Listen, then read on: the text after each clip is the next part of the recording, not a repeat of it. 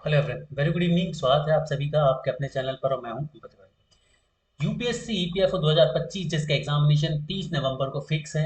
250 golden fact की एक special series हम लेकर आए हैं आप सभी के लिए। इस सीरीज के बारे में खास बात यह है कि यहाँ पर आपको पता है कि 14 से 15 बहुत इंपॉर्टेंट एक्ट हैं जो आपके सिलेबस में हैं। और अब इन 14 से 15 एक्ट को पढ़ना बहुत ज़्यादा टफ भी कई बार हो जाता है आपके लिए। इट्स क्वाइट पॉसिबल कि भाई कई बार हम बहुत इंपॉर्टेंट फैक्ट को छोड़ देते हैं। तो जब आप इतने सारे फैक्ट देखते हैं तो मन में कंफ्यूजन होता ही है कि सर हम कौन से फैक्ट को पढ़ें, कौन से फैक्ट को हम छोड़ें। तो इस प्रॉब्लम को सॉल्व करने के लिए हम आपके लिए लेकर आए हैं 250 गोल्डन फैक्ट की सीरीज। ये इसका पार्ट टू है। जी हाँ दोस्तों, ये जो है ये पार्ट टू है इस सीरीज का। पार्ट वन हम पहले ला चुके हैं और ये पार्ट टू है। पार्ट वन में हमने फैक्ट्रीज एक्ट को कंप्लीट करा है, पार्ट टू में हम इंडस्ट्रियल डिस्प्यूट एक्ट को कवर करने वाले हैं। और इस सीरीज में आपको टोटल 5 एक्ट मिलेंगे। तो अब आपका 5 पार्ट मिलेंगे, एक्ट नहीं 5 पार्ट मिलेंगे। एक्ट तो हम 14 कवर करने वाले हैं। तो अब आप बच्चों का सबसे इंपॉर्टेंट डाउट ये होगा कि सर दो वीडियोस में यदि आपने दो एक्ट को कवर किया तो आप 5 वीडियोस में सारा कवर कैसे करेंगे। देखो मैं बता दूं, फैक्ट्रीज एक्ट और इंडस्ट्रियल डिस्प्यूट एक्ट ऐसे एक्ट हैं जिनसे बहुत ज्यादा क्वेश्चन पूछे जाते हैं।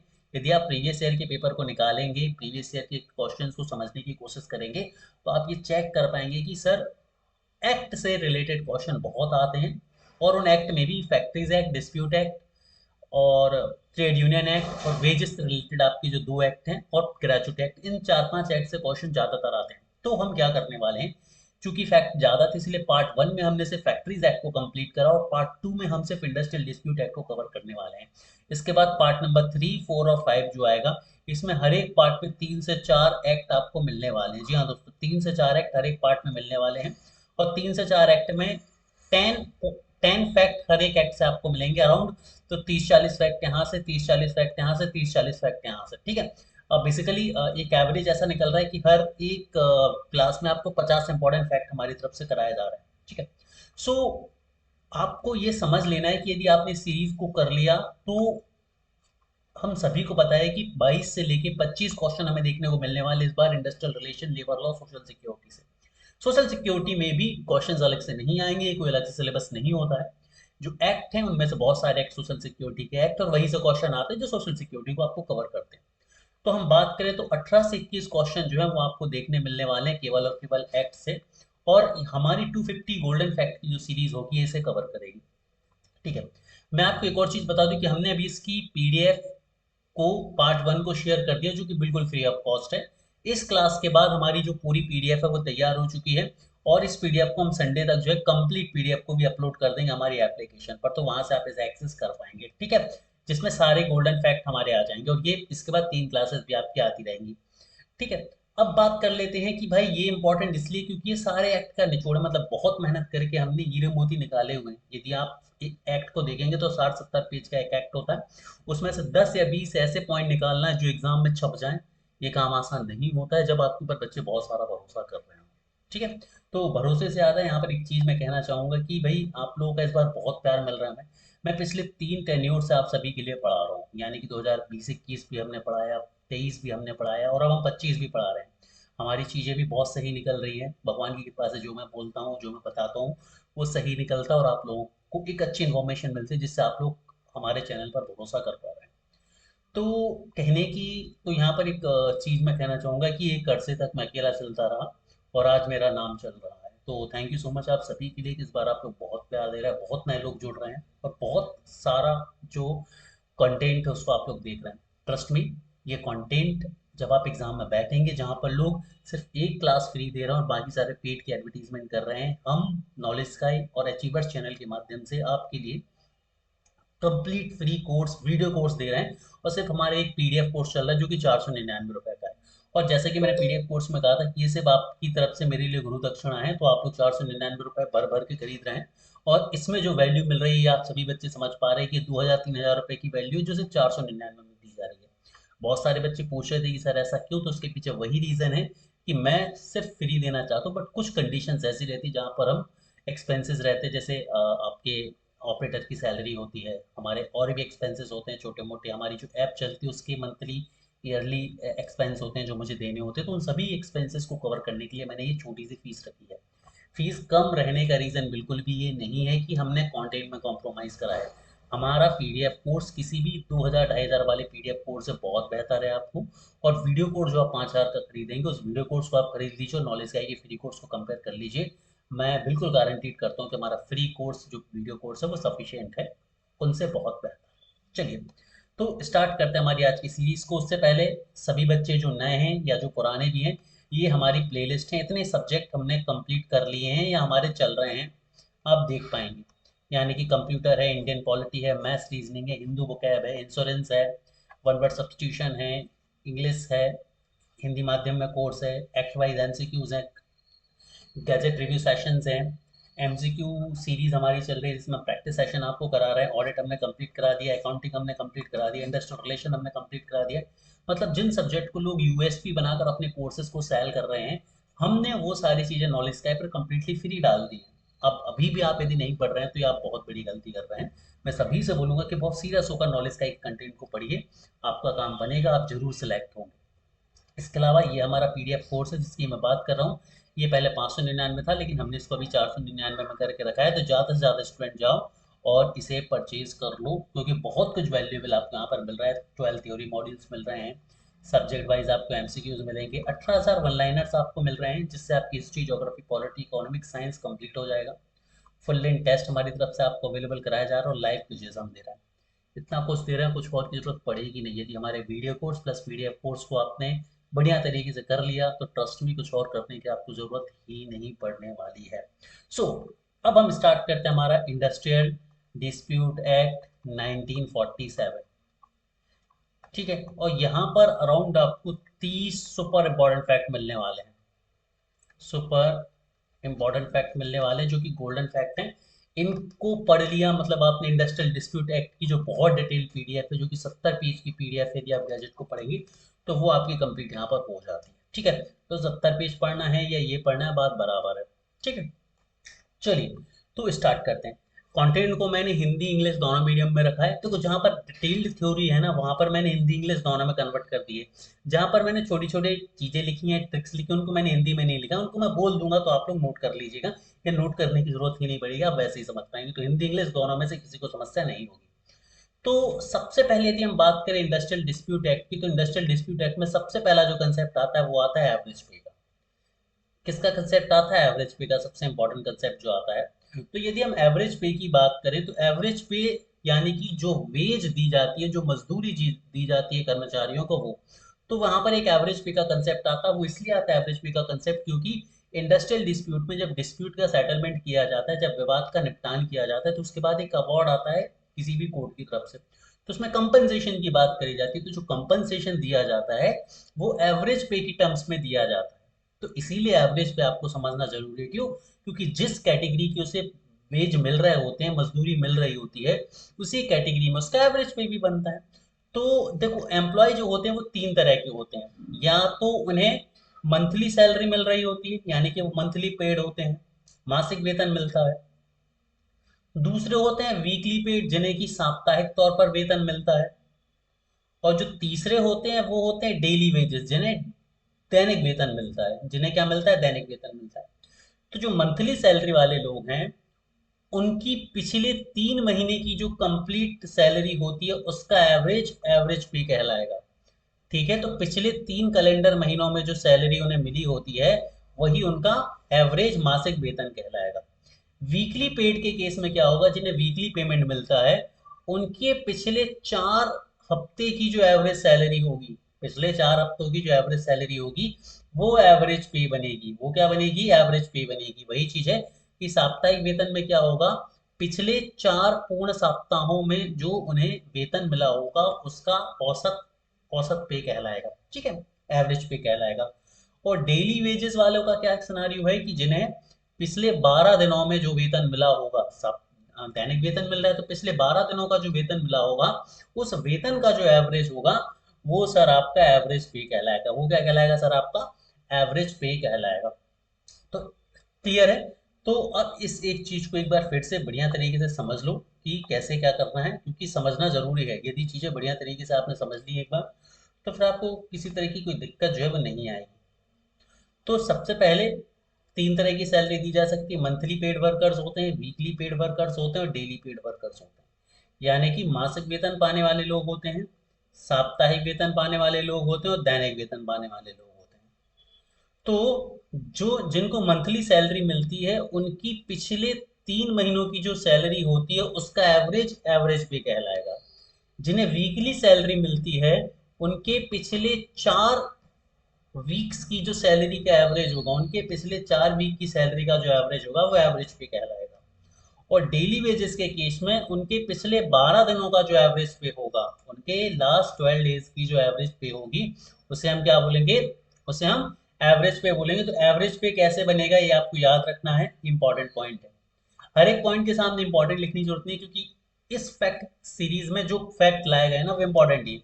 बहुत सारे फैक्ट हैं, तो उनमें से जो इंपॉर्टेंट इंपॉर्टेंट है वो हमने छांट के आपको ला के दे दिए हैं। अब कुछ इंपॉर्टेंट टर्म्स जो आपको एग्जाम में डायरेक्टली पूछी जाएंगी, ठीक है। इंपॉर्टेंट टर्म्स, इनको आप फैक्ट में नहीं लेंगे, ये एक्स्ट्रा मेरी तरफ से आपके लिए है। देखो क्या होता है, जब आप क्लोजर पढ़ते हैं, जब आप लेआउट पढ़ते हैं, रिट्रेंचमेंट पढ़ते हैं, ये हर एक्ट में कुछ ना कुछ टर्म्स हैं जो यूज होती हैं। हर एक एक्ट में कुछ ना कुछ ऐसी टर्म्स हैं जो यूज होती हैं, जो आपको पता होनी चाहिए अलग से। तो वैसे ही हमने फैक्ट्रीज एक्ट में भी कुछ टर्म्स आपको बताए थे, यहाँ पर भी कुछ टर्म्स आपको बता रहे हैं जो टर्म्स डायरेक्टली पूछ ली जाती है, मतलब फैक्ट के अलावा जो टर्म्स आपसे पूछ ली जाएंगी वो है ये। तो सबसे पहले बात आती है क्लोजर की, सबसे पहले बात आती है क्लोजर की। तो कीवर्ड याद रखने, क्योंकि मैंने यहाँ पर कीवर्ड ही लिए हैं। क्लोजर का मतलब होता है सबसे पहली चीज permanent closing down. Permanent closing down, तो जहां पर भी क्लोजर वर्ड यूज होगा वो कहलाएगा परमानेंट क्लोजिंग डाउन। यानी कि जब कोई मालिक या ओनर अपनी कंपनी को हमेशा के लिए बंद करने की सोचता है, स्थायी रूप से बंद करने की सोचता है, तो इसे हम क्लोजर बोलते हैं। इसे हम क्या बोलते हैं, क्लोजर बोलते हैं, ठीक है। तो रोजगार के स्थान को स्थायी रूप से बंद करना, permanent closing down of place of employment, उसको हम क्या बोलेंगे, क्लोजर बोलेंगे। ठीक है। अब जो चीजें जरूरी है यहाँ पर समझने के लिए वो समझ लो कि जो क्लोजर होगा ये कौन करेगा, कौन क्या करता है, ये भी जरूरी है इस एक्ट के हिसाब से। तो जो क्लोजर होता है ये किसके द्वारा किया जाता है, बाय एम्प्लॉयर। किसके द्वारा, नियोक्ता के द्वारा किया जाता है। इसको मैं इसी तरह लिखा रहने दूंगा, जब आपके पीडीएफ भी मिलेगी। तो इसे नियोक्ता के द्वारा किया जाता है। ले ऑफ भी किसके द्वारा किया जाता है, ये भी बाय एम्प्लॉयर। बाय एम्प्लॉयर, यानी कि ये भी किसके द्वारा किया जाएगा, नियोक्ता के द्वारा किया जाएगा।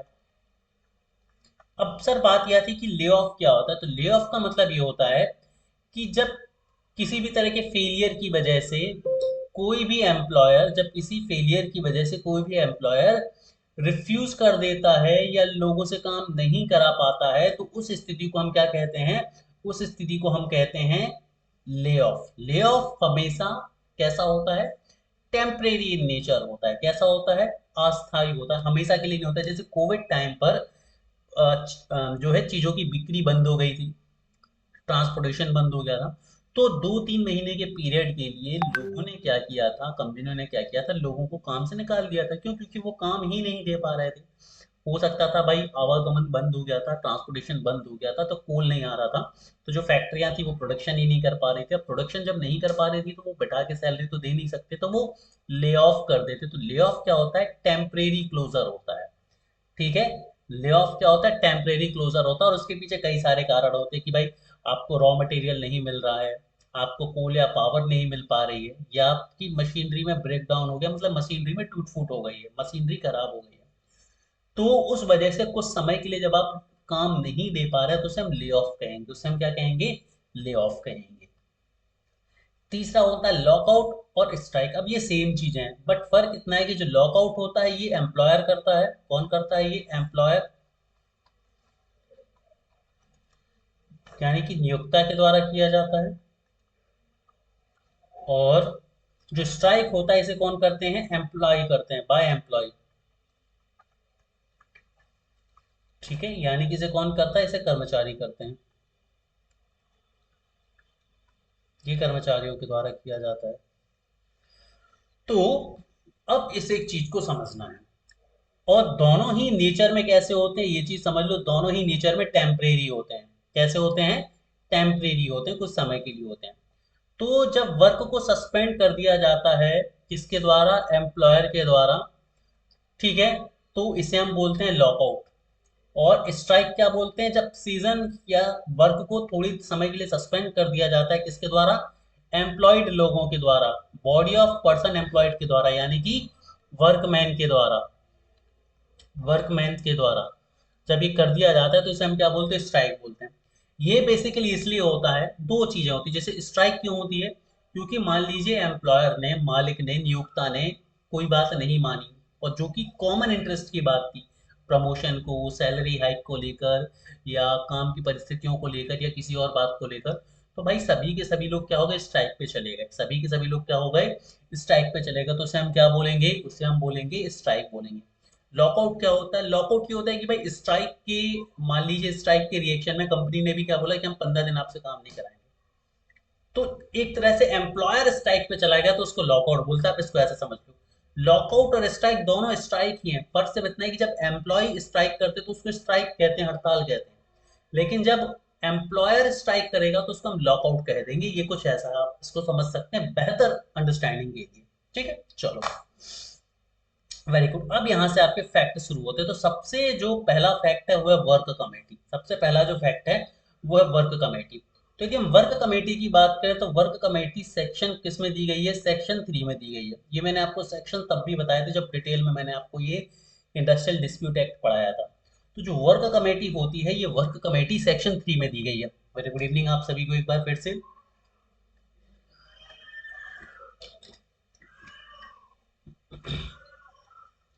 वर्क कमेटी जो है वो सेक्शन 3 में दी गई है, सबसे पहले तो याद रखो।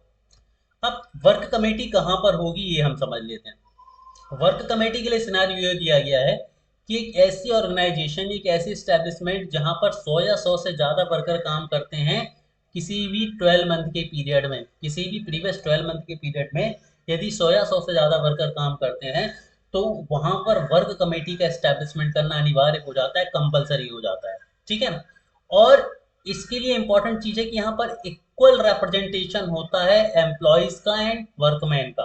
ठीक है, इसका मतलब क्या कहलाया, इसका मतलब ये कहलाया, जरा समझ लो। पहली चीज तो ये सेक्शन 3 में दिया गया है। ठीक है, ये सेक्शन याद रखना उतना कंपलसरी नहीं है, कई बार पूछ लिया जाता है, इसीलिए मैं इंपॉर्टेंट चीजों के सेक्शन जरूर लिख दूंगा। ठीक है, तो देखो, equal representation of employ and workman, इसका मतलब ये है कि कर्मचारी, कर्मचारी और नियोक्ता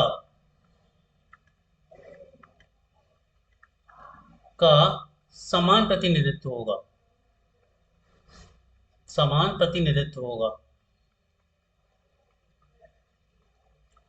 इसका मतलब ये है कि वर्क कमेटी में जितने लोग एम्प्लॉयर्स को रिप्रेजेंट करेंगे उतने ही लोग वर्कमैन को भी रिप्रेजेंट करेंगे। मतलब एक ऐसी बॉडी होगी जिसमें एम्प्लॉयर तरफ से भी जितने लोग होंगे, एम्प्लॉय तरफ से भी उतने ही लोग होंगे। वर्क कमेटी का स्ट्रक्चर ये होगा। तो वर्क कमेटी के बारे में सिर्फ दो ही फैक्ट इंपॉर्टेंट है कि पहला, वर्क कमेटी वहां पर होगी जहां पर 100 या 100 से ज्यादा वर्कर होंगे, और वर्क कमेटी में वर्कर्स का और एम्प्लॉयर का रिप्रेजेंटेशन इक्वल होगा, दोनों तरफ से समान लोग होंगे। ठीक है, अब बात करते हैं बोर्ड ऑफ कंसीलिएशन की। ठीक है, तो बोर्ड ऑफ कंसीलिएशन से देखो, आपके वर्क कमेटी और बोर्ड ऑफ कंसीलिएशन के बीच में कंसीलिएशन ऑफिसर भी आता है, लेकिन कंसीलिएशन ऑफिसर उतना इंपॉर्टेंट नहीं है, तो हम सीधा बोर्ड ऑफ कंसीलिएशन पर आए क्योंकि वहां से फैक्ट इंपॉर्टेंट बनते हैं। बोर्ड ऑफ कंसीलिएशन की हम बात करें तो सेक्शन 3 में है। सेक्शन 3 में नहीं, सॉरी, सेक्शन 3 में आपकी वर्क कमेटी है, सेक्शन 4 में आपका कंसीलिएशन ऑफिसर है, और सेक्शन 5 में आपका बोर्ड ऑफ कंसीलिएशन है। सेक्शन 5 में क्या है आपका, बोर्ड ऑफ कंसीलिएशन है। अब बोर्ड ऑफ कंसीलिएशन के साथ कहानी ये है कि या तो ये 3 मेंबर बॉडी होगी या फिर ये 5 मेंबर बॉडी होगी। ठीक है, अब उससे पहले मैं बता दूं कि ये चीजें क्या है। हम बात करें वर्क कमेटी की, हम बात करें कंसीलिएशन ऑफिसर की, ये कुछ बॉडीज आप लोग याद रख लो। Work committee, conciliation officer, board of conciliation जिसको सामान्य तौर पर आप बोर्ड भी बोल सकते हैं, चौथी है कोड ऑफ इंक्वायरी, पांचवी है ट्राइब्यूनल्स, तो उसमें एक लेबर ट्राइब्यूनल होगा, एक नेशनल ट्राइब्यूनल होगा और एक ट्राइब्यूनल होगा। ठीक है, ये सेक्शन 7 में हम पहुंच जाएंगे। ये सभी की सभी कहलाती हैं डिस्प्यूट रिड्रेसल मशीनरी, यानी डिस्प्यूट को हैंडल करने वाली मशीनरियां, विधियां, जो कि सेक्शन 3 से शुरू होती है और सेक्शन 7 तक चलती है। सेक्शन 3 में आपकी वर्क कमेटी है, सेक्शन 4 में आपका कंसीलिएशन ऑफिसर है, सेक्शन 5 में आपकी बोर्ड ऑफ कंसीलिएशन है, सेक्शन 6 में आपकी कोड ऑफ इंक्वायरी है, सेक्शन 7 में आपके ट्राइब्यूनल, तो सेक्शन 7 में ट्राइब्यूनल, 7A में नेशनल ट्राइब्यूनल और 7B में लेबर ट्राइब्यूनल्स आते हैं। इस तरह से आपका ये काम चलता है, ठीक है। तो 3 या 5 मेंबर बॉडी होगी, तो एक तो चेयरमैन होगा, एक तो क्या होगा यहाँ पर चेयरमैन होगा। अब वर्कर के रिप्रेजेंटेशन इक्वल होंगे, या तो वर्कर का एक रिप्रेजेंटेशन होगा और एम्प्लॉयर का एक रिप्रेजेंटेशन होगा। कब? In case of 3 member body होगी, 3 MB का मतलब 3 मेंबर बॉडी होगी। और यदि 5 मेंबर बॉडी होगी, 5 मेंबर बॉडी होगी, तो फिर सिनारियो क्या होंगे? 5 मेंबर बॉडी के केस में एक पर्सन जो होगा वो आपका चेयरमैन होगा, दो आपके वर्कर्स के रिप्रेजेंटेटिव होंगे, दो आपके एम्प्लॉयर के रिप्रेजेंटेटिव होंगे in case of 5 member body में, 5 मेंबर बॉडी में, ठीक है। तो इसको याद रखेंगे, यदि 3 मेंबर बॉडी है तो एक चेयरमैन, एक वर्कर का रिप्रेजेंटेशन, एक एम्प्लॉयर का रिप्रेजेंटेशन। यदि 5 मेंबर बॉडी है तो एक चेयरमैन, दो वर्कर के रिप्रेजेंटेटिव और दो एम्प्लॉयर के रिप्रेजेंटेटिव। इस तरह से आपके 5 मेंबर्स बनेंगे और बोर्ड ऑफ कंसिलिएशन खत्म हो जाएगा आपका, ठीक है। सिंपल सी चीज है, 3 या 5 मेंबर बॉडी है, एक चेयरमैन। अब 3 मेंबर बॉडी है तो वर्कर का एक और एम्प्लॉयर का एक। 5 मेंबर बॉडी है तो वर्कर के दो और एम्प्लॉयर के दो। तो इसका मतलब यहाँ भी equal representation of employer and employ चलता है, equal representation of employer and employ चलता है, ठीक है। यदि चीजें समझ आ रही हैं, ये सीरीज इंपॉर्टेंट लग रही है, लाइव चैट के थ्रू जरूर बताएं। जो रिकॉर्डेड देख रहे हैं कमेंट सेक्शन के थ्रू जरूर बताएं, ठीक है। चलिए, ठीक है, चलिए आगे बढ़ते हैं, अगली कहानी को हम समझते हैं। अब आते हैं कोड ऑफ इंक्वायरी। तो मैंने आपको पहले ही बताया कि जो कोड ऑफ इंक्वायरी है सेक्शन 6 में मिलती है। सेक्शन 6 में आपको क्या देखने मिलती है? कोड ऑफ इंक्वायरी देखने को मिलती है। अब कोड ऑफ इंक्वायरी के बारे में समझ लो चीजें। पहला तो इसमें वन इंडिपेंडेंट पर्सन होगा, ये केवल और केवल एक मेंबर बॉडी होगी जो कि कैसा होगा? स्वतंत्र होगा, स्वतंत्र। स्वतंत्र का मतलब क्या है? ना तो ये वर्कर को रिप्रेजेंट करेगा, ना ही ये एम्प्लॉयर को रिप्रेजेंट करेगा, ठीक है। ना तो ये वर्कर को रिप्रेजेंट करेगा, ना ये एम्प्लॉयर को रिप्रेजेंट करेगा। ये एक इंडिपेंडेंट पर्सन होगा, मतलब अनबायस्ड तरीके से दोनों की तरफ से बात करेगा। अब मान लो यदि ये 1 पर्सन बॉडी नहीं है, तो इसमें दो या ज्यादा मेंबर भी हो सकते हैं, दो या ज्यादा मेंबर भी हो सकते हैं। अब जब दो या दो से ज्यादा मेंबर हो जाएंगे तो उनमें से किसी एक मेंबर को यहाँ पर आप चेयरमैन भी बनाएंगे। क्या करेंगे? यहाँ पर आप एक मेंबर को चेयरमैन भी बनाएंगे, ठीक है। यहाँ पर इसको लिख देता हूं मैं, समझने की कोशिश करो। सेक्शन 6 में ये दिया है, ठीक है। इसके बाद इंपॉर्टेंट चीज क्या निकल कर आती है यहाँ से? इंपॉर्टेंट चीज ये निकल कर आती है कि यहाँ पर एक वन इंडिपेंडेंट पर्सन होगा। यहाँ पर क्या होगा? वन इंडिपेंडेंट पर्सन होगा, केवल और केवल एक इंडिपेंडेंट पर्सन होगा, जो कि ना तो एम्प्लॉयर तरफ से होगा ना ही एम्प्लॉय तरफ से होगा, ठीक है। अब यदि दो या दो से ज्यादा पर्सन भी हो सकते हैं, लेकिन इस केस में एक चेयरमैन हो जाएगा, बाकी के मेंबर हो जाएंगे। और आपको ये याद रखना है कि ये सभी के सभी इंडिपेंडेंट होंगे, ठीक है। इस केस में ये याद रखना कि यदि एक से ज्यादा मेंबर हैं तो भी ये कैसे होंगे? इंडिपेंडेंट ही होंगे, इंडिपेंडेंट ही होंगे। यानी कि कितने भी मेंबर बन जाएं कोर्ट ऑफ इंक्वायरी में तो इंडिपेंडेंट होंगे, ना ही यहाँ पर रिप्रेजेंटेशन चलेगा वर्कर्स का ना ही एम्प्लॉयर्स का, ठीक है। ऑल विल बी इंडिपेंडेंट, ये लिखा हुआ है यहाँ पर, ऑल विल बी इंडिपेंडेंट, ठीक है। साथ में नो रिप्रेजेंटेशन ऑफ वर्कर और employers, no representation of workers और एम्प्लॉयर्स, ठीक है। इसका मतलब ये है कि वर्कर्स का या एम्प्लॉयर्स का कोई भी रिप्रेजेंटेशन यहाँ पर नहीं होगा। क्लियर है? आई गेस सभी को क्लियर होगा। अब बात करते हैं हम लेबर कोड की तरफ। तो सेक्शन 6 के बाद हम पहुंच चुके हैं सेक्शन 7 में। सेक्शन 7 में लेबर कोड्स की बात करी गई। किसकी बात करी गई है? सेक्शन 7 में लेबर लेबर कोड की बात करी गई है। अब लेबर कोड जो होगा इसके बारे में याद रखो कि ये वन मेंबर बॉडी होगी, यानी कि एक सदस्यीय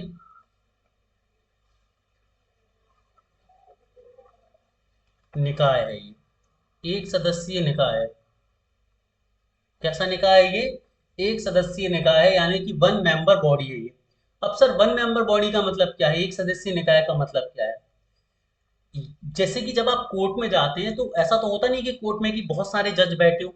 जैसे आप डिस्ट्रिक्ट कोर्ट में जाएंगे या आप हाई कोर्ट में जाएंगे तो वहां पर एक जज बैठे होते हैं और लोग अपना दो, एक केस चल रहा होता है, दो वकील होते हैं। तो लेबर कोर्ट भी वही कोर्ट है, तो ये वन मेंबर बॉडी होगी, और जो पर्सन होगा, ये जो एक पर्सन होगा वही इसका चेयरमैन भी कहलाएगा और वही प्रिसाइडिंग ऑफिसर भी कहलाएगा। अब इन ऑफिसर की एक एलिजिबिलिटी क्राइटेरिया है, ये इंपॉर्टेंट है। ठीक है, तो यहां से यहां तक हम देखने वाले हैं एलिजिबिलिटी क्राइटेरिया। इनकी क्या देखने वाले हैं? एलिजिबिलिटी क्राइटेरिया देखने वाले हैं। तो एलिजिबिलिटी क्राइटेरिया की यदि हम बात करें तो एलिजिबिलिटी क्राइटेरिया क्या है? या तो ये हाई कोर्ट के जज होने चाहिए, मतलब जो भी व्यक्ति लेबर कोर्ट का प्रिसाइडिंग ऑफिसर बन सकता है, जो भी लेबर कोर्ट का चेयरमैन बन सकता है, उसके लिए पात्रता क्या है, एलिजिबिलिटी क्या है कि ये जज होने चाहिए हाई कोर्ट के। अब मैंने क्या लिखा है, एस और आर, मतलब सिटिंग और रिटायर्ड दोनों हो सकते हैं, मतलब एक ऐसे जज हो सकते हैं जो हाई कोर्ट में अभी भी काम कर रहे हों, और दूसरे ऐसे जज हो सकते हैं जो हाई कोर्ट में रिटायर हो चुके हैं, दोनों चलेंगे। ठीक है, या फिर और या फिर डिस्ट्रिक्ट जज हो सकते हैं, या कोई भी एडिशनल डिस्ट्रिक्ट जज हो सकते हैं जिनके पास 3 इयर्स का एक्सपीरियंस हो। कितने साल का एक्सपीरियंस हो? 3 साल का एक्सपीरियंस हो। ये जो ब्रैकेट में रेड कलर लिखा हुआ है ना, ये एक्सपीरियंस लिखा हुआ है मैंने। 3 साल का एक्सपीरियंस हो। या फिर कोई भी जुडिशियल ऑफिस होल्ड करने वाला एक पर्सन हो सकता है जिसे 7 साल का एक्सपीरियंस हो। कितने साल का एक्सपीरियंस हो? 7 साल का एक्सपीरियंस हो। या फिर लेबर कोर्ट का ही कोई प्रिसाइडिंग ऑफिसर हो सकता है, लोअर लेबर कोर्ट्स का ही कोई प्रिसाइडिंग ऑफिसर हो सकता है जिसके पास 5 साल का एक्सपीरियंस हो। कितने साल का? 5 साल का एक्सपीरियंस हो। या फिर डेप्यूटी चीफ लेबर कमिश्नर हो सकते हैं सेंट्रल के, या फिर ज्वाइंट कमिश्नर हो सकते हैं स्टेट के, जिनके पास 7 साल का एक्सपीरियंस हो। जिनके पास क्या हो? 7 साल का एक्सपीरियंस हो। तो लेबर कोर्ट में जो वन मेंबर बॉडी है, इसमें जो एक व्यक्ति होगा वही चेयरमैन होगा, वही प्रिसाइडिंग ऑफिसर होगा, और ये सभी उन ऑफिसर के लिए, उस पर्सन के लिए क्या दी गई है आपकी? ये दी गई उनकी एलिजिबिलिटी। क्या दी गई? एलिजिबिलिटी। आई गेस सभी को समझ आ गया होगा। अब इसको मैं रेस करता हूँ और सिस्टमेटिक थोड़ी सी चीजें समझा देता हूँ सभी को। ठीक है, तो सबसे पहली बात तो क्या आ गई, लेबर कोड हमें दिए हैं किसमें? सेक्शन 7 में। सेक्शन 7 में मुझे लेबर कोड दिए हैं। Labour code one member body है, इंपॉर्टेंट है ये। लेबर कोड क्या है? वन मेंबर बॉडी है, और जो एक मेंबर है वही प्रिसाइडिंग ऑफिसर है, और वही क्या है? इनका चेयरमैन भी है। और ये सारी उनकी क्या है? एलिजिबिलिटीज है। तो लेबर कोड तो आपने समझ लिया। अब सेक्शन 7 में ही, सेक्शन 7 ए में आते हैं आपके ट्राइब्यूनल्स, और सेक्शन 7 बी में आते हैं आपके नेशनल ट्राइब्यूनल्स। अब मैंने इन दोनों को नीचे इसलिए लिख दिया है क्योंकि इनके लिए अलग से थ्योरी पढ़ाने की जरूरत नहीं है। चाहे लेबर कोर्ट हो, चाहे ट्राइब्यूनल्स हो, चाहे नेशनल ट्राइब्यूनल्स हो, ये तीनों के तीनों ही वन मेंबर बॉडी है। ये तीनों के तीनों ही क्या है?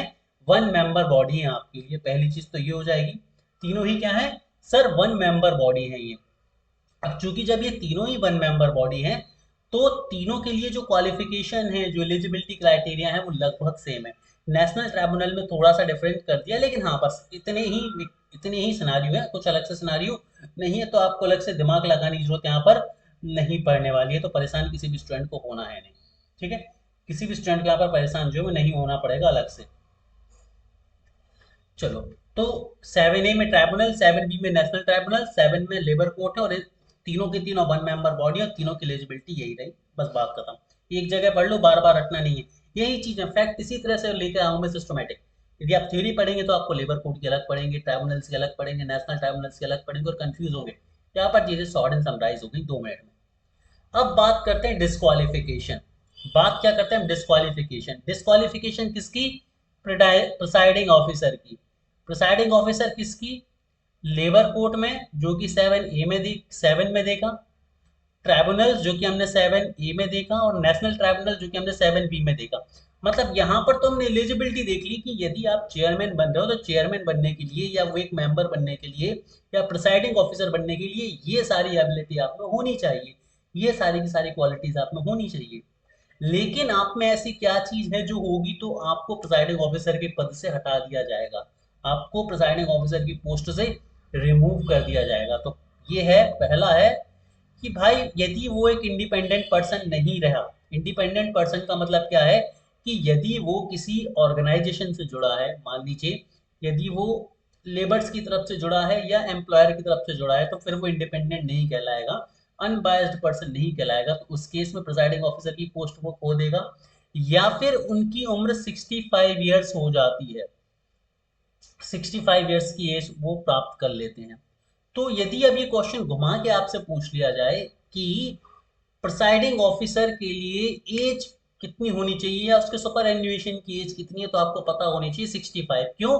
क्योंकि डायरेक्टली तो कहीं मेंशन नहीं किया, लेकिन डिस्क्वालिफिकेशन में करा है कि यदि 65 ईयर्स की एज है तो वो डिस्क्वालीफाई हो जाएंगे। इसका मतलब ये है कि 65 साल की एज तक ही वो चेयरमैन बने रह सकते हैं। तो 65 ईयर्स की जो एज है वो सुपर एन्युएशन की एज उनकी बन जाएगी। सुपर एन्युएशन की क्या बन जाएगी? एज बन जाएगी। ठीक है, आई गेस सभी को चीजें यहाँ तक समझ आ गई होंगी बढ़िया तरीके से। यदि आ गई है तो लाइव चैट के थ्रू मुझे सभी लोग बताएंगे। ठीक है, तो डिस्क्वालिफिकेशन प्रिसाइडिंग ऑफिसर की तीनों के लिए ही, चाहे वो लेबर कोर्ट के लिए हो, ट्राइब्यूनल्स के लिए हो, या फिर नेशनल ट्राइब्यूनल्स के लिए हो, डिस्क्वालिफिकेशन भी सेम है और क्वालिफिकेशंस भी सेम है, दोनों में कोई अंतर नहीं है। अब नोटिस ऑफ चेंज समझ लो जरा। नोटिस ऑफ चेंज समझो, ये इंपॉर्टेंट पॉइंट है कि भाई नोटिस ऑफ चेंज कब दिया जाता है। ठीक है, नोटिस ऑफ चेंज जो है वो कब दिया जाता है, इसको हम बढ़िया तरीके से समझ लेते हैं। देखो, नोटिस ऑफ चेंज, सबसे पहली चीज तो क्या है नोटिस ऑफ चेंज के लिए? नोटिस ऑफ चेंज के लिए सबसे इंपॉर्टेंट चीज आपको ये समझनी है कि यदि कोई भी एम्प्लॉयर अपने एम्प्लॉयमेंट में कुछ ऐसा चेंज कर रहा है जो कि किसी भी तरह से एम्प्लॉयर को अफेक्ट करेगा, मान लीजिए वो टाइम को चेंज कर रहा है, मान लीजिए वो वर्क प्लेस को चेंज कर रहा है, मान लीजिए वो वर्किंग कंडीशन को चेंज कर रहा है, वो वेजेस को चेंज कर रहा है, या वो किसी भी ऐसी चीज को चेंज कर रहा है जो लेटर और सूनर एम्प्लॉय को इफेक्ट कर सकती है, एम्प्लॉयमेंट को इफेक्ट कर सकती है, तो इसे बोला जाएगा change regarding the concept, change regarding the employment situation. और उस स्थिति में क्या होगा, एम्प्लॉयर को ये कंपलसरी है कि वो एक नोटिस देगा। क्या देगा? नोटिस देगा। यहाँ पर मैंने क्लियरली लिखा है कि यदि एम्प्लॉयर कुछ ऐसे चेंज कर रहा है जो चौथी अनुसूची यानी कि फोर्थ स्केड्यूल्ड में लिखे हुए सब्जेक्ट में से एक है, तो आपको विद इन 21 डेज नोटिस देना होगा। मतलब जिस डेट को आप चेंज करना चाह रहे हो उस डेट से 21 दिन पहले आपको ये नोटिस जो है वो सर्व करना होगा, देना होगा कंपलसरी बेसिस पर। ठीक है, चलिए वेरी गुड, आगे बढ़ते हैं। Next, grievance redressal machinery. Grievance redressal machinery क्या है? ग्रेवियंस रिड्रेसल मशीनरी एक ऐसा सिस्टम है जिसमें एक ऑर्गेनाइजेशन में उसे बनाया जाएगा जो किसी भी तरह के ग्रेवियंसेस को यानी कि शिकवा शिकायतों को दूर करने के लिए जिम्मेदार होगी। तो ग्रेवियंस रिड्रेसल कमेटी कहाँ बनाई जाएगी?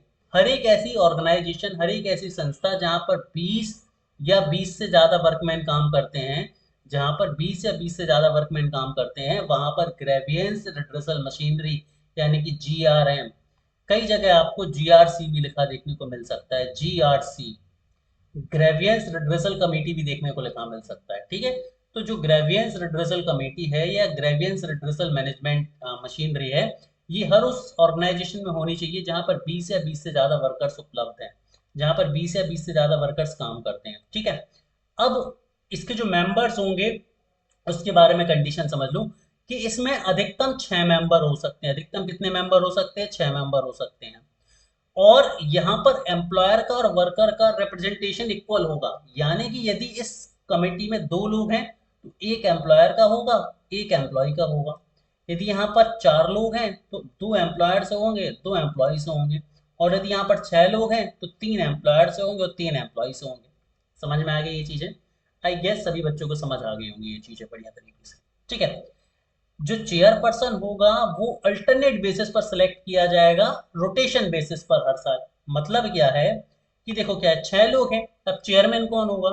तो ऐसा होगा कि भाई एक साल एम्प्लॉयर वाला जो रिप्रेजेंटेटिव होगा वो चेयरमैन बनेगा, अगली साल एम्प्लॉय वाला जो रिप्रेजेंटेटिव होगा वो चेयरमैन बनेगा। समझ पा रहा हो ना? तो ग्रेवियंस रिड्रेसल मशीनरी में 6 लोग अधिकतम हो सकते हैं, और एम्प्लॉयर और एम्प्लॉय की तरफ से बराबर लोग होंगी, और जो चेयरमैन होगा वो अल्टरनेट बेसिस पर रहेगा कि एक बार जो चेयरमैन होगा वो एम्प्लॉयर का रिप्रेजेंटेटिव होगा, नेक्स्ट ईयर जो चेयरमैन होगा वो एम्प्लॉय का रिप्रेजेंटेटिव होगा, एंड सो ऑन, एम्प्लॉयर फिर एम्प्लॉय, एम्प्लॉयर फिर एम्प्लॉय, और ये साइकिल चलती रहेगी। और ये अपनी जो प्रोसीडिंग्स हैं, ये अपनी जो प्रोसीडिंग्स हैं, ये 30 दिनों में कंप्लीट करेंगे। कितने दिनों में कंप्लीट करेंगे अपनी प्रोसीडिंग्स? 30 दिन में कंप्लीट करेंगे। ये इनके लिए सिनारियो रहेगा। इनके लिए कंडीशन क्या रहेगी कि ये अपनी प्रोसीडिंग 30 दिन में क्या करेंगे? कंप्लीट करेंगे। क्लियर है सभी को? आई गेस क्लियर होगा। इसके बाद बारी आती है ड्यूटीज ऑफ कंसिलिएशन ऑफिसर और ड्यूटीज ऑफ बोर्ड। तो बोर्ड में यहाँ पर जब भी बोर्ड आती है तो कंसिलिएशन बोर्ड की हम बात कर रहे हैं, और ड्यूटीज ऑफ कंसिलिएशन ऑफिसर यानी कि सेक्शन 4 की हम बात कर रहे हैं। ठीक है।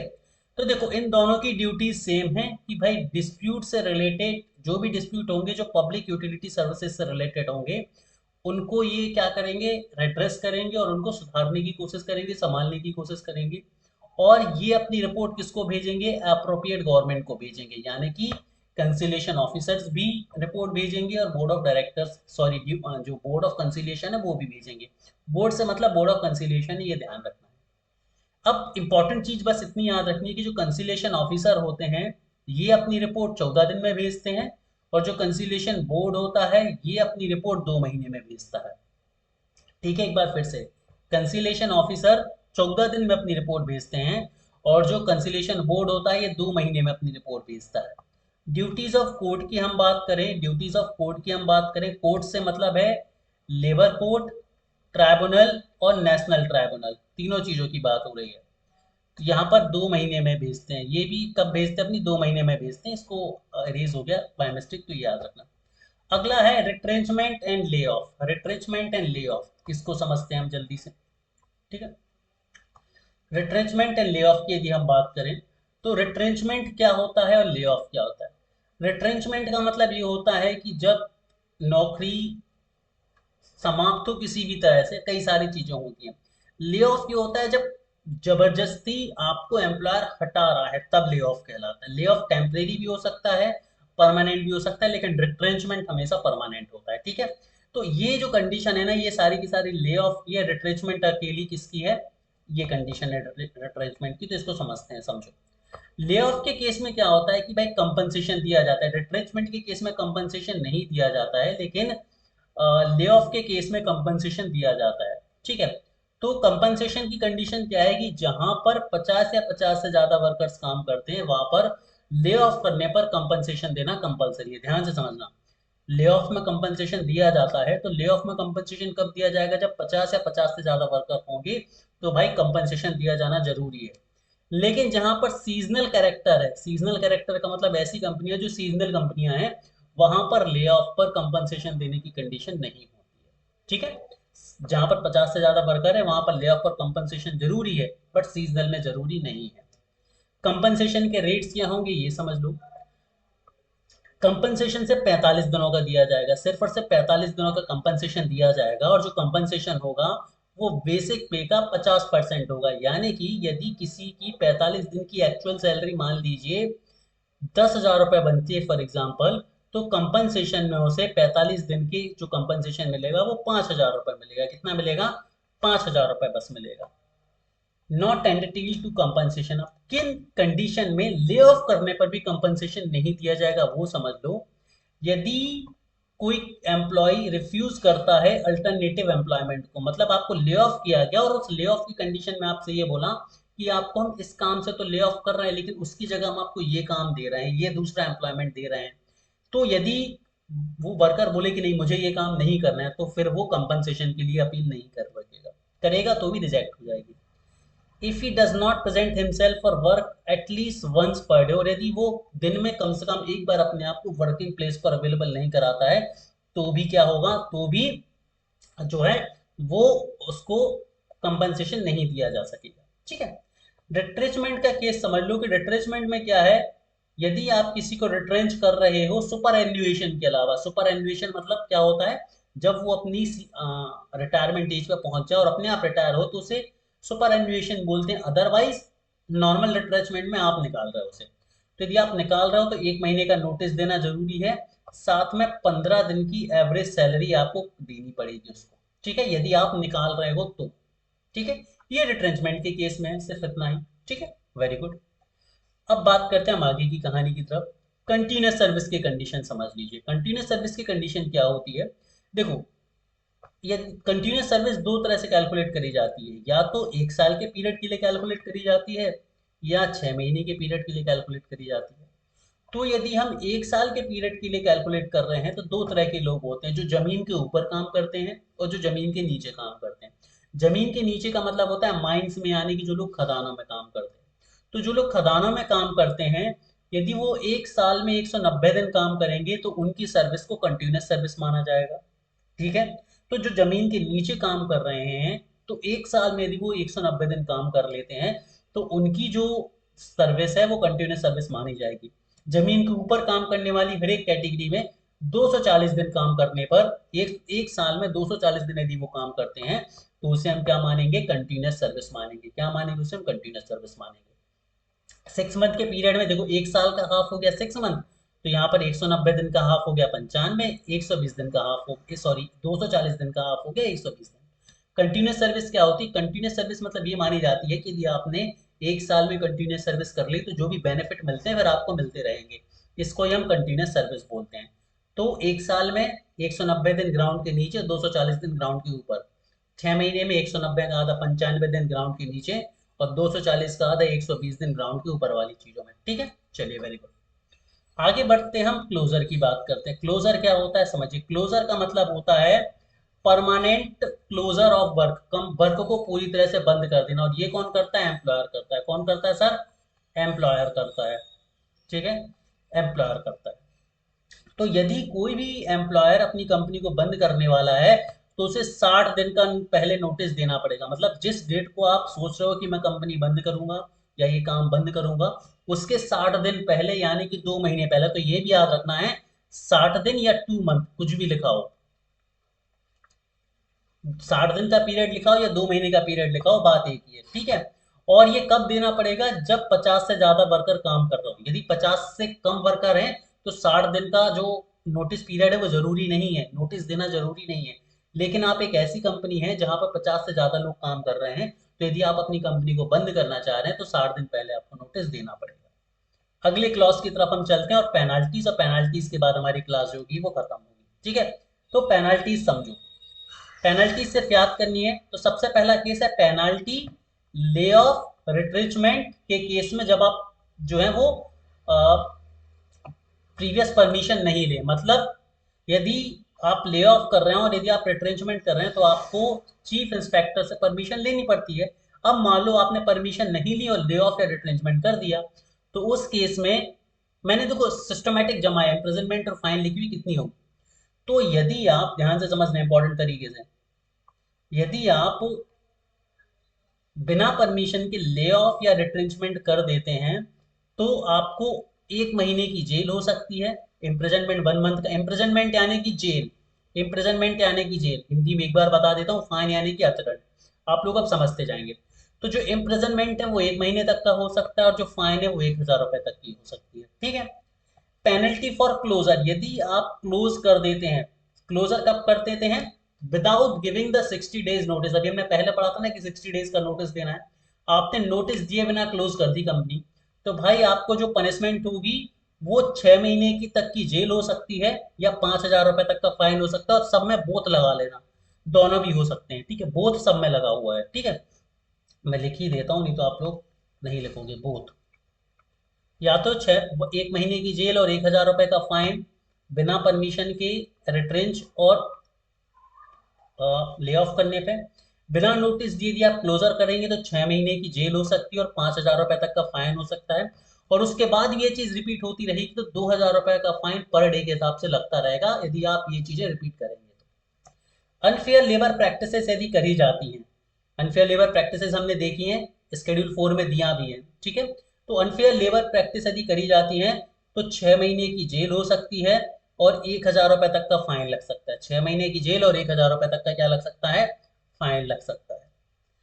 Penalty for illegal strikes and lockout, यदि स्ट्राइक्स एंड लॉकआउट किए जाते हैं और यदि वो इलीगल निकले तो उस केस में क्या फाइन लगेगी, ये देख लो।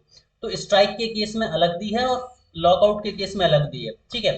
तो क्या बोला गया है, यदि इलीगल स्ट्राइक्स हैं तो इम्प्रिजनमेंट 1 महीने का और 50 रुपए की फाइन, ये किसको लगेगी, वर्कर्स को लगेगी। किसको लगेगी? वर्कर्स को लगेगी। क्यों? क्योंकि स्ट्राइक कौन करेगा? वर्कर्स करेंगे। लॉकआउट क्या है? लॉकआउट के केस में 1 महीने का इम्प्रिजनमेंट हो सकता है या 1,000 रुपए का फाइन हो सकता है, और ये किसको लगेगा? एम्प्लॉयर को लगेगा। किसको लगेगा? एम्प्लॉयर को लगेगा। ठीक है। इसके बाद funding illegal strikes and lockout. अब यदि इलीगल स्ट्राइक एंड लॉकआउट होती है और उसको कोई फंड करता है, तो उस केस में क्या होगा? चाहे आप इलीगल स्ट्राइक को फंड करें, चाहे आप इलीगल लॉकआउट्स को फंड करें, दोनों ही केस में 6 महीने की जेल और 1,000 रुपए का फाइन होगा। दोनों ही केस में, चाहे इलीगल स्ट्राइक्स को फंड किया जाए, चाहे इलीगल लॉकआउट्स को फंड किया जाए, 6 महीने की जेल और 1,000 रुपए का फाइन होगा। और penalty for breach of settlement and award. मान लीजिए किसी कोर्ट का कोई डिसीजन आया है और आपने उस डिसीजन के अगेंस्ट चीजें करी हैं, तो उस केस में 6 महीने की जेल होगी। हाँ, इसमें फाइन फिक्स नहीं है, लेकिन यदि ये चीज बार बार होती रहेगी तो 200 रुपये पर डे के हिसाब से फाइन जरूर लगेगा। पहली बार में कोई फाइन नहीं है, सिर्फ 6 महीने की जेल है। ठीक है। चलिए, मैंने बहुत चीजें प्रिसाइज करके लिखी हैं, चीजों को अननेसेसरी नहीं खींचा, ताकि आपको समझ आए चीजें, है ना। इसीलिए हम उनको इजीली जल्दी जल्दी कर भी पा रहे हैं। ठीक है। और इसके अलावा penalty for closure without notice, फिर से वही बात है, तो 6 महीने की जेल, 5,000 का फाइन है। और penalty for disclosing confidential information. यदि कोई कॉन्फिडेंशियल इंफॉर्मेशन को डिस्क्लोज कर देता है, तो उस केस में 6 महीने की जेल होगी और 1,000 रुपए का आपको क्या लग जाएगा? फाइन लग जाएगा। ठीक है। तो आई गेस ये चीजें सभी बच्चों को बढ़िया तरीके से समझ आ रही होंगी। अब हम बढ़ते हैं हमारी लास्ट स्लाइड की तरफ, जो कि स्केड्यूल। हमने प्रीवियस में भी देखा था कि 3 स्केड्यूल थे, यहाँ पर भी देखेंगे कुछ स्केड्यूल हैं। कितने हैं? 5। ये फर्स्ट फर्स्ट लिख गया है सभी में, ये मैं सुधार दूंगा अभी आपको जब पीडीएफ दूंगा। ये सेकंड है, ये थर्ड है, ये फोर्थ है और ये फिफ्थ है। ठीक है, ये फिफ्थ है। तो जो पहली अनुसूची है, फर्स्ट स्केड्यूल है, ये बात करती है पब्लिक यूटिलिटी सर्विसेज के बारे में। इंपॉर्टेंट है, याद रहनी चाहिए कि इंडस्ट्रियल डिस्प्यूट एक्ट 1947 की फर्स्ट स्केड्यूल, पहली अनुसूची किसके बारे में बात करती है? अनफेयर लेबर प्रैक्टिसेस के बारे में। दूसरी अनुसूची यानी कि सेकंड स्केड्यूल बात करता है ज्यूरिडिक्शन ऑफ लेबर कोर्ट्स। इतना इंपॉर्टेंट नहीं है, बस याद रखना है।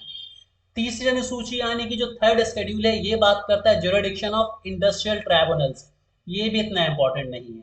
चौथी अनुसूची बात करती है condition notice to be given. ये इंपॉर्टेंट है कि मतलब किस किस कंडीशन में नोटिस दिए जाने चाहिए। और पांचवी अनुसूची है फिफ्थ शेड्यूल, ये सुपर इंपॉर्टेंट है, जिसमें बात करी गई है अनफेयर लेबर प्रैक्टिसेस के बारे में। तो पहली अनुसूची और पांचवी अनुसूची रट जानी चाहिए सभी लोगों को।